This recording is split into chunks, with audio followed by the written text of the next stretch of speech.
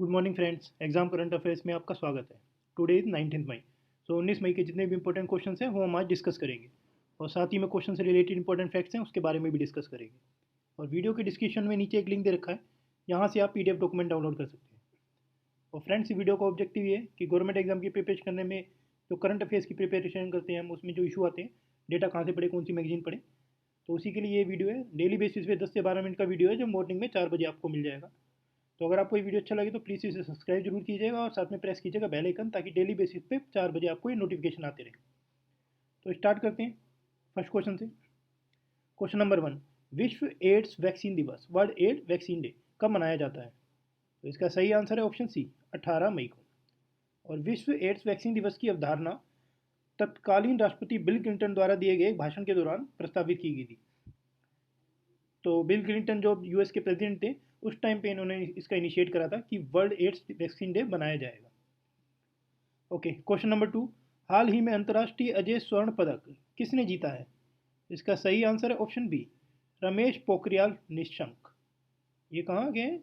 उत्तराखंड के सीएम है। और इनकी गवर्नर कौन है उत्तराखंड के? बेबी रानी मौर्य। राजधानी क्या, कैपिटल देहरादून सर्दियों में और गैरसन गर्मियों में। ये हैं रमेश पोखरियाल निशंक।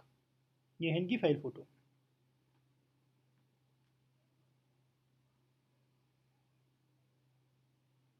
क्वेश्चन नंबर 3, अंतर्राष्ट्रीय संग्रहालय दिवस, इंटरनेशनल म्यूजियम डे, कब मनाया जाता है? इनमें से कौन सी डेट है? इसका सही आंसर है ऑप्शन बी, 18 मई। और इस साल का विषय क्या है इंटरनेशनल म्यूजियम डे का? संग्रहालयों का भविष्य, पुनः प्राप्ति और पुनर्कल्पना, the future of museums recover and reimagine. यह अंतर्राष्ट्रीय संग्रहालय परिषद द्वारा मनाया जाता है। तो किसने इसका आयोजन किया है? आईसीओएम ने, इंटरनेशनल काउंसिल ऑफ म्यूजियम्स, ये इसे मनाता है। तो आईसीओएम के अध्यक्ष प्रेसिडेंट कौन है? सुए एक्साई। आईकॉम का मुख्यालय हेडक्वार्टर कहाँ पर है? पेरिस, फ्रांस के अंदर। फ्रांस की राजधानी पेरिस है वहाँ। आईकॉम के संस्थापक फाउंडर कौन है? चॉन्सी जे हेमिले। आईकॉम की स्थापना कब हुई थी? 1946 में, 1946 में। ओके, क्वेश्चन नंबर 4, हाल ही यूएसए में ऊंची कूद का खिताब किसने जीता है? तो इसका सही आंसर है ऑप्शन डी, तेजस्विनी शंकर। तेजस्विनी शंकर। ये अमेरिका के मैनहट्टन में आयोजन हुआ था इसका। कहाँ होस्ट हुआ था? मैनहट्टन में, अमेरिका के मैनहट्टन में। ये इनकी फ़ोटो। और ये एक भारतीय हैं, इन्होंने ये खिताब जीता है। ओके, क्वेश्चन नंबर 5, हाल ही में बास्केटबॉल में हॉल ऑफ फेम में मरणोपरांत किसे शामिल किया गया है? तो basketball hall of fame basically ये यूएस का बहुत फेमस गेम है, एनबीए जिसे भी बोलते हैं। तो इसके किसे दिया गया अभी मरणोपरांत, किसे शामिल किया गया है?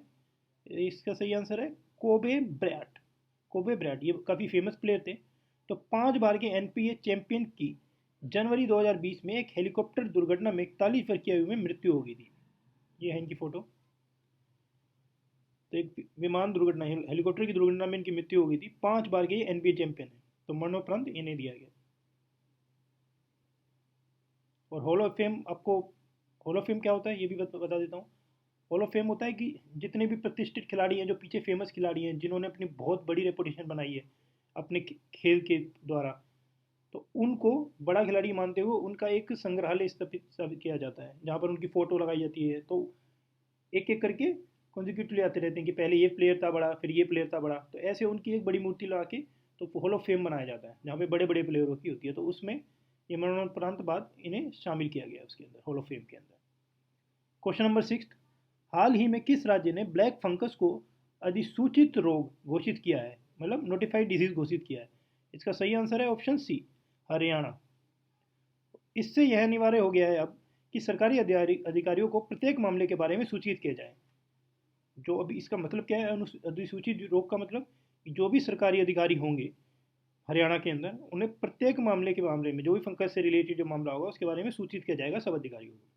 तो हरियाणा की राजधानी कैपिटल क्या है? चंडीगढ़। हरियाणा के राज्यपाल कौन है? गवर्नर सत्यदेव नारायण आर्य। और हरियाणा के मुख्यमंत्री सीएम कौन है? Manohar Lal Khattar. Okay, question number 7, हाल ही में राष्ट्रीय डिजिटल वित्तीय अवसंरचना एनएडीआई का निर्माण किसने किया है? इसका सही आंसर है ऑप्शन बी, आईडीआरबीटी।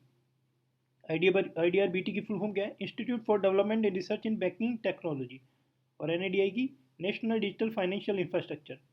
तो IDRBT भारतीय रिजर्व बैंक की एक शाखा है और इसका IDRBT का मुख्यालय हेडक्वार्टर कहाँ पर है? हैदराबाद में। और इस IDRBT की स्थापना कब हुई थी? इट वॉज फाउंडेड इन 1996 1996 में।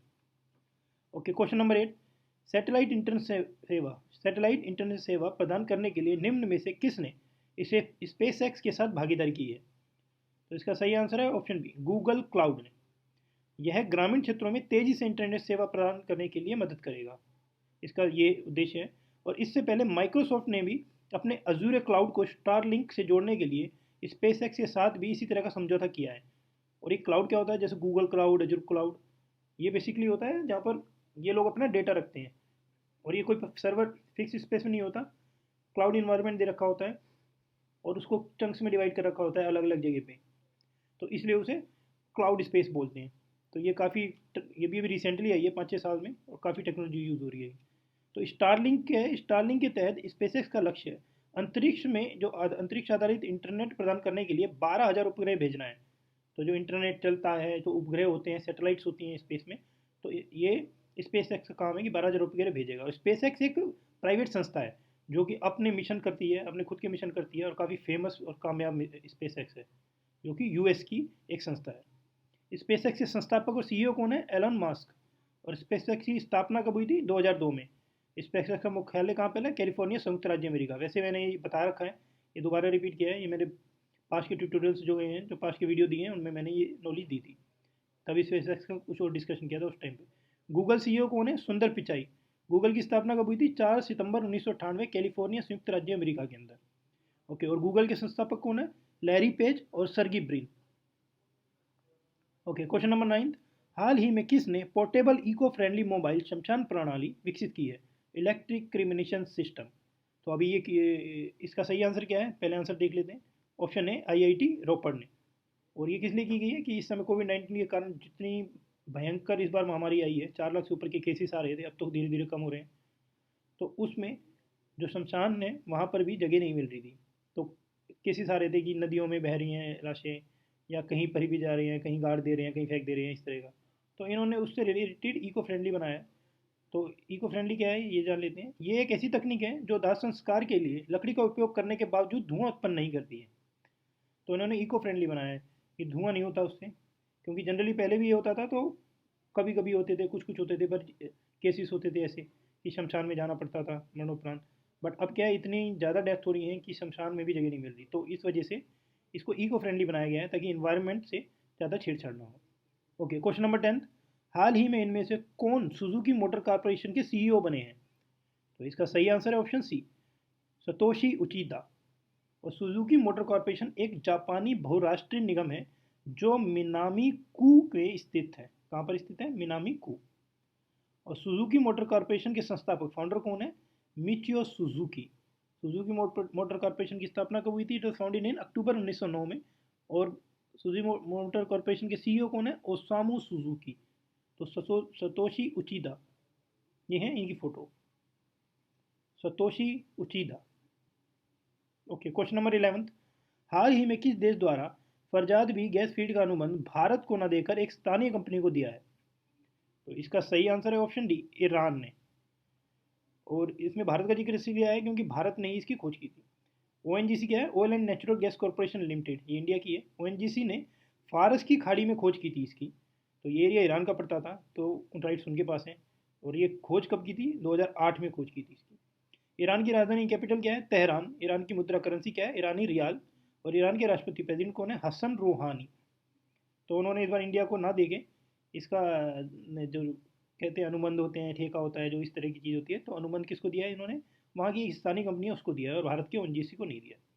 ओके, क्वेश्चन नंबर 12, हाल ही में किस राज्य के मुख्यमंत्री ने सब्जी के लिए मोमा मार्केट का शुभारंभ किया है?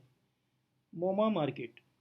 तो इसका सही आंसर है ऑप्शन बी। वैसे ये क्वेश्चन इंपॉर्टेंट है और ये आया कोविड-19 से रिलेटेड ही है, पर ये थोड़ा हटके क्वेश्चन है। हालांकि कई ऐसी इस समय चल रही हैं, हर स्टेट कुछ ना कुछ लॉन्च कर रही है, कोई छोटे बच्चों के लिए कर रही है, कोई अनाथ बच्चों के लिए कर रही है, तो वो क्वेश्चन भी इंपॉर्टेंट बनते हैं। और ये मोमा मार्केट लॉन्च की, इसके लिए भी ये भी इंपॉर्टेंट है। अब इसका उद्देश्य भी जानेंगे, पहले ये जान लेते हैं मोमा की full form. Manipur organic mission agency, ये इसकी फुल फॉर्म है। और ताज़ी सब्जियों की होम डिलीवरी के लिए एक स्मार्टफोन एप्लीकेशन है ये। तो जनरली क्या है कि अभी कोविड-19 चल रहा है, घर से बाहर नहीं निकलने दे रहे, लॉकडाउन हो रहा है, तो उन्होंने इसी की चीज़ को देखते हुए कहा है कि ताज़ी सब्जियों को होम डिलीवरी देंगे, जिससे कि किसानों को भी नुकसान नहीं होगा और उनकी डिलीवरी आराम से पहुँच जाएगी घर में बैठे-बैठे और अनटच होगा, जिससे कि बंदों को घर से भी बाहर नहीं निकलना पड़ेगा। तो ये पहल है इनकी। राजधानी क्या है मणिपुर की? कैपिटल इम्फाल। मणिपुर के मुख्यमंत्री सीएम कौन है? एन बीरेन सिंह। और मणिपुर के राज्यपाल गवर्नर कौन है? Najma Heptulla. Okay, question number 13। हाल ही में रोमन खसानोव को भ्रष्टाचार के आरोपों के बाद टेनिस से प्रतिबंध कर दिया गया है। तो इन्हें प्रतिबंध किया है, उन्होंने किस देश का प्रतिनिधित्व किया था? इसका सही आंसर है ऑप्शन ए कजाकिस्तान। कजाकिस्तान का प्रतिनिधित्व किया था, उस कजाकिस्तान की तरफ से खेलते थे। Okay, question number 14। 1971 the beginning of India's cricketing greatness पुस्तक के लेखक कौन है? तो इसका सही आंसर है ऑप्शन डी, ए और बी दोनों। मतलब ये बोरिया मजुमदार और गौतम भट्टाचार्य, ये दोनों ही इसका सही आंसर है। Okay, question number 15। हाल ही में स्मॉल फॉर्म अकाउंटिंग ऐप फार्मीजो खाता लॉन्च करने के लिए किस कंपनी ने योनो एसबीआई के साथ हाथ मिलाया है? तो इसका सही आंसर है option D, Shivrai technology. YONO क्या है? योनो एसबीआई के एक ऐप है जो एसबीआई की ऐप है, तो उन्होंने फार्मीजो खाता लॉन्च करने के लिए योनो एसबीआई के साथ हाथ मिलाया है। कंपनी का नाम क्या है? Shivrai technology, Noida based company है ये। ओके, तो फ्रेंड्स आज के ये 15 क्वेश्चन थे। ये क्वेश्चंस कैसे लगे? अगर आपको लगा हो ये हेल्पफुल है, आपके एग्ज़ाम के लिए प्रिपरेशन के लिए हेल्पफुल है, तो इसे प्लीज़ लाइक कमेंट शेयर जरूर कीजिएगा और साथ में कीजिएगा जरूर सब्सक्राइब, ताकि आपको डेली ये वीडियो आपको दिखते रहें अपने यूट्यूब पे। और अगर आप प्रेस कीजिएगा बेल आइकन भी जरूर, ताकि नोटिफिकेशन भी आपको आता रहे डेली मॉर्निंग में 4 बजे। और अपने फ्रेंड्स के साथ भी जरूर शेयर कीजिएगा जो भी प्रिपरेशन कर रहे हो गवर्नमेंट एग्जाम की, ताकि उन्हें भी इसकी हेल्प मिल सके। तो कल नई वीडियो के साथ दोबारा आएंगे, दोबारा नए के क्वेश्चन लेके करंट अफेयर्स के कल के। तब तक